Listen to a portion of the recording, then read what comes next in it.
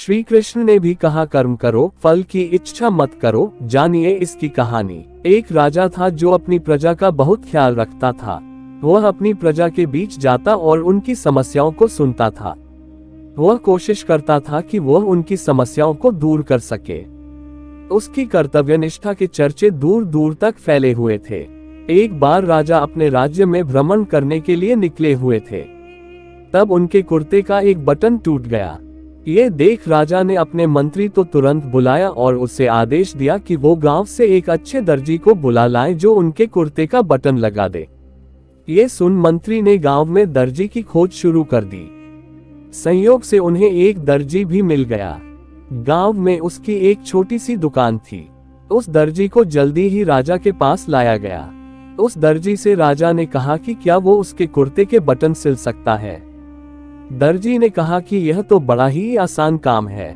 दर्जी ने अपने थैले से धागा निकाला और कुर्ते का बटन लगा दिया। राजा बेहद खुश हुआ और उससे पूछा कि वो उन्हें कितने पैसे दे। इस पर दर्जी ने कहा कि इतने से काम के लिए वो पैसे नहीं ले सकता है। इस पर राजा ने कहा कि वो इसकी कीमत जरूर देंगे। दर्जी ने सोचा कि उसने तो बस धागा ही लगाया है, तो उसके 2 रुपये मांग लेता हूँ। फिर दर्जी ने सोचा कि कहीं राजा यह न सोचे कि इतने से काम के 2 रुपये तो गांव वालों से कितना पैसा लेता होगा। ये सब सोच समझकर दर्जी ने कहा कि वो अपनी इच्छा से जो भी देंगे वो ले लेगा। ये सुन राजा ने अपनी हैसियत के मुताबिक उसे 2 गांव देने का फैसला किया। राजा ने कहा कि कहीं समाज में उसका रुतबा छोटा न हो जाए, इसलिए उसने यह आदेश दिया। दर्जी ने मन में सोचा कि कहां तो वो 2 रुपये मांग रहा था और कहां वो 2 गांव का मालिक बन गया। इस कहानी से हमें ये सीख मिलती है कि हम सभी अपनी क्षमता के अनुसार सोचते हैं, लेकिन भगवान हमें अपने हिसाब से सब कुछ देते हैं।